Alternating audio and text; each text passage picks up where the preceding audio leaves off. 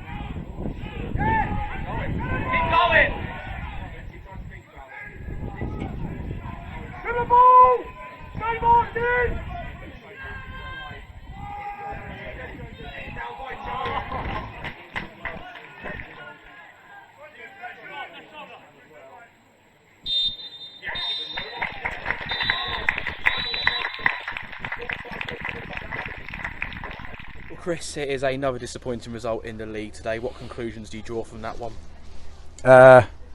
What conclusions? Probably not too dissimilar to maybe the last games we've had.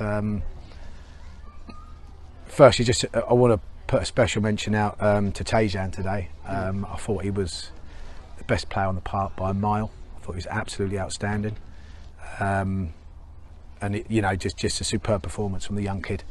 And there's no doubt, he keeps playing like that, he's going to have a really bright future. Back to us. Yeah, I mean, it's almost sort of like, it's just like we're watching the same game, but just in different places and different opposition. I mean, I thought we started the game, we were outstanding. I think we've hit the woodwork twice. In the first half, I thought there was a handball for a penalty first half. I thought we had a handball for a penalty second half. But they're just instances. But our all-round play for the first half an hour, I thought we were exceptional. Fair play. Look, Cambridge City are a good side. They're no mugs, a good side. They got into the game towards the end of the half, and we went in at half time. But I felt aggrieved. We were drawing at half time. I thought we deserved to be in front. And if I didn't really feel like they caused us many problems. They go and whack a free kick in from 25 yards, top corner. Well done, and. But we had our chances after that as well. We got in some great areas. We just lacked a little bit of composure in the final third. But yeah, really another tough one to take. And I must sound like a scratched record You know, it's 9 league games, so you know people are obviously going to start asking questions about myself, and rightly so. As a manager, 9 straight defeats, it's bad, it's not good. I've got no regrets in terms of the lads I've got. You know, what we have available, the lads we've got are I think, a brilliant talent, and I think I feel like we're close. But I've felt that for the last 3 or 4 games. There's no doubt in my mind our performances have improved. You know, every game we're playing now, it's, you know, I feel like last 2 or 3 games we've been the better teams, but we've got nothing to show for it. There is, without doubt, I said at half time, there is a killer instinct lacking in us. There's a hunger and desire in certain areas that we are lacking. But in terms of commitment, people will probably be fed up of me saying they're a great set of lads, but I don't care. I'm not going to say they're not a great set of lads because someone might be fed up of hearing it. They are a great set of lads. They are doing what I believe to be a good job without being brilliant, and we are very close, and we've just got to make sure the support we received from the supporters again today was brilliant, and we just I do believe we need a little bit of lady luck, but we've got to find a bit more of a killer instinct in games. We could talk until the cows come home about the increase in performance levels, the chances that we've missed, but fundamentally, I suppose there is a pressure that comes with losing 9 straight games. Do you Absolutely. feel like there is? Do you feel like that's getting on top of the players at the moment? And they're No, a bit? no. But I think it's sort of like, I don't think they are, because we're playing so well in games. You know, I just feel there's an instinct in us. When we go behind, we change, so we try to address that towards the end of the half. We changed while we were on top, and then we changed away. Now, don't get me wrong, the last 10 minutes, we changed our shape massively, and we went 4 up front because we're trying to get a goal, so we knew that would leave gaps. I think that's why they got a penalty near the end, but that would always happen. But I'm not going to lose 1-0 and be happy with that. You know, it's going to be like we're going to try and get an equaliser, and we nearly did. I think Dylan got clean through. I think there's a goalmouth scramble. I think, you know, I mean, again, we're doing everything but score. So yeah, look, is there pressure? I think pressure is probably it's something you feel in football when you lose 9 games, but you have to put life into perspective. It is a game of football. So whilst I'm disappointed we've lost 9, and I do care about it, and it does hurt me, it's like you still have to put life into perspective. And that's what I say to the lads, you know, don't get bogged down with thinking about this 24/7, because it is a hobby for us. And you know, it's, you know, the moment Rob or Alex want to speak to me or the board and say, Chris, you know, you've had a good go, then we shake hands and we do that. But you know, it's that's, you know, it's down to them. But for me, I've got no regrets in what I'm doing at Rushden, because I feel like we're doing the right thing long term for the club. I do believe that. I do believe in these young players, and I do think they're brilliant lads.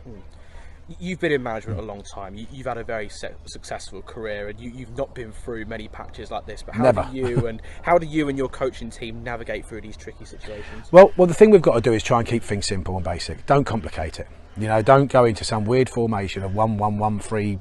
You know, and anything. It's just try and keep things simple. Try and, you know, we were a bit more almost sort of like 4-4-2, if you like, and we're sort of taking gambles in 1 or 2 areas. But you've got to stay together and believe in what you're doing. And it's the moment that you stop believing in what you're doing and you change it, then you have to change personnel.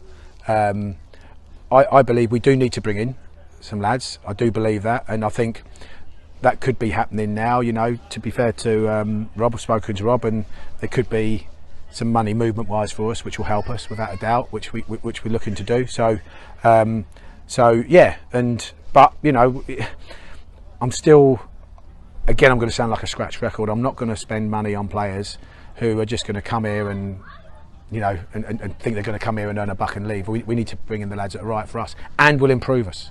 People will say it's easy to improve. You lost 9 games. Why not take a few risks? But we've still got to build something for the future, you know. And the club's been through a terrible time on the pitch over the last sort of 12 to 18 months. But we've got to make sure it doesn't happen off the pitch, because then it becomes obviously disaster. Back at Hayden Road next week for the visit of Coleshill Town. I don't think we've ever played them since the formation of the Phoenix Club. What do you know about them, and what sort of test do you expect him? Yeah, I mean, look, you can only go by at the beginning of the season. They were one of the favourites to get promoted, so I'm guessing that the playoffs will probably be their aim. But I don't really care who we play. I think we've got to focus on us. We've got two sessions this week where we've got to get in again, and we've got to work hard again, Joseph, and we've got to work hard and work harder and do all the things that, you know, we were taught when we were at school, you know, and we've got to be gracious when we lose, even when it hurts, you know, and you know, today hurts. So well, thanks for your time, Chris. We'll see you next week. Thank you. Ben, it's another defeat here at Westwood Road today. What are your overall thoughts after that one? It's a tough one to take, innit? First half, all over them. So many chances, so close. Hit the bar, put it wide, so close. But it's when you don't take them chances you get punished, don't you? And that's what's happened again. A bit slower second half, but when you get that many chances first half, you've got to put them away, haven't you? Do you think it's a repeating theme at the moment? We seem to be putting in these performances where we're more than matching our opposition, but it's just that same thing. We're not taking chances. Yeah, I think it comes down to that, because if you're asking any team to defend for 90 minutes, it's hard, innit? The chances are coming. We'll take them soon. We've got to be optimistic. We've got to keep pushing. We've got to know that we are going to get a result, and we'll get on a run and get some points. You've got to be optimistic. We've got to push forward. We can't just be down in the dumps, can we? So it will come. It was a moment of magic that won the game from Michael Davis, but from our point of view, do you feel like the free kick was preventable? Possibly. Yeah, it is what it is. Emergency defending, you put your body on the line and things like that can happen. There's arguments he's left his leg dangling and he's won the foul, but it's a great free kick. But if you give him a chance that close to the goal, what do you expect? So it can be prevented, but he's took it well, hasn't he? Do you feel as though it's one of those situations where, like last season, where we went on that losing run, we got a result and things started to click from there? Do you feel like we're in a similar sort of situation at the moment? You'd hope so. We'd hope so, yeah. I think it is, like people keep saying, get that one result, get that, and let's keep going, let's push on from that. It would be lovely if we could get a result and then go on a 9-win unbeaten streak. But we can hope for that, can't we? Yeah. And from a personal standpoint, you came back into the side for the Hinckley game. You've had a couple of starts now, so how do you see, your performances from your point of view? There's always positives and negatives to take out your performance. I feel like I'm not steady. There's obviously parts where I can do better, mistakes, but that's the same with every performance. I'm quite happy at the minute, yeah. Thanks for your time, Ben. Cheers, thank you. I don't need love.